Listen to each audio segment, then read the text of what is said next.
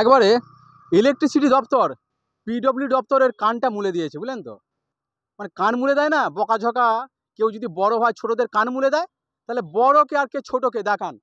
দেখতে পাচ্ছেন একদম রাস্তার ওপরেতে ইলেকট্রিক একদম পোস্টার খুঁটি এখনও গাড়া আছে, অথচ এই রাস্তাটা নতুন নির্মাণ হয়েছে। একবারে মুচিঘাটা ব্রিজ থেকে রাস্তাটা কিন্তু পলাশপাড়ের দিকে যাচ্ছে। হুগলির খানাকুলের ছবি দেখাচ্ছি, রাস্তার মাঝেতেই দেখতে পাচ্ছেন একবারে পিলার এখনও বসানো আছে। মানে ইলেকট্রিসিটি দপ্তর পিডব্লিউডিকে কিছু মনে করে না, নাকি একটা প্রশাসন দপ্তর অন্য প্রশাসন দপ্তরকে গুরুত্ব দেয় না কোনটা। আপনারা দেখছেন নেশন টাইমস, আমি কমলেন্দু পোড়েল একদম দেখাচ্ছি। রাস্তার মাঝে এভাবেতে একটা পিচ, আর দেখুন এখানে পিচের অংশটা এতটা কিন্তু এখানে বেড়ে আছে প্রায় 4 ফুটের মতো। হ্যাঁ, 4 ফুটের মতো এই যে মেন পোস্টার থেকে এতটা বেড়ে আছে। এবার যে কোনো রাস্তা যখন গাড়ি আসছে সে তো পিচ দেখেই যাবে, কিন্তু মাঝে রয়ে গেছে পোস্টারে যদি ধাক্কা লাগে, যদি প্রাণঘাতী কোনো ঘটনা ঘটে, এই দায়ের ভার কে নেবে? পিডব্লিউডি দেবে, নাকি ইলেকট্রিসিটি দপ্তর নেবে, না এলাকার জনপ্রতিনিধি সরকার প্রশাসন নেবে? তবে এখানেতে কিন্তু রেডিয়াম ক্যাম্পারসনকে বলবো একটুখানি দূর থেকে ছবিটা দেখাতে।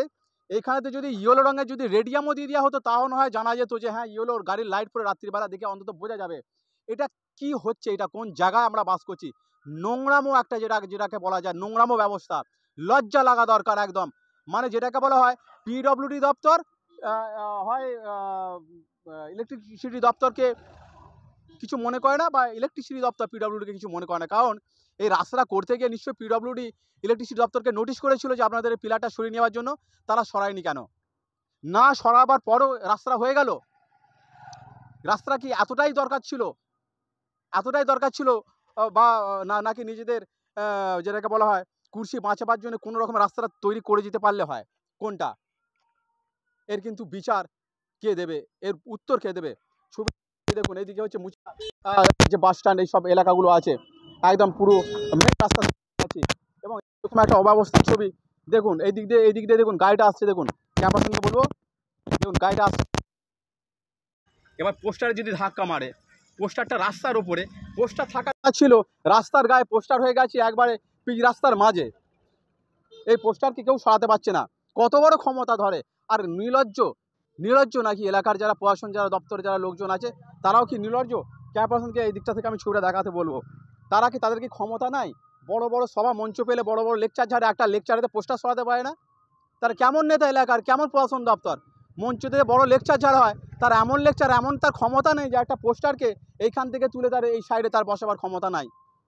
এটা খানাকুল 2 ব্লকের ছবি দেখাচ্ছি, হুগলির খানাকুল, যেখানেতে পোস্টার থাকার কথা একদম সেফ জোনে, সেই সেফ জোনে না থেকে ডেঞ্জার জোনে হয়ে গেছে ইলেকট্রিক একদম পোস্টার রাস্তার মাঝেতে। রাস্তার আগে এখান থেকে মুচিঘাটা ব্রিজ থেকে ঘুরে আসছে একদম রাস্তা, সেই রাস্তাটা ঘুরে এসে একদম চলে এসছে এইখানে। আমরা খোঁজখবর নেবো, বলছি একদম নিরীহ অতি সাধারণ লোক, বলছি পোস্টারটা রাস্তার মাঝে গাড়া নাকি ধারে গাড়া গো? হ্যাঁ, এই পোস্টারটা বাঁধে রাস্তার মাঝখানে আছে বলতে গেলে। রাস্তার মাঝখানে, আর এতে করে কেউ যদি ধাক্কা মার কি হবে? হ্যাঁ, সে তো বলছে।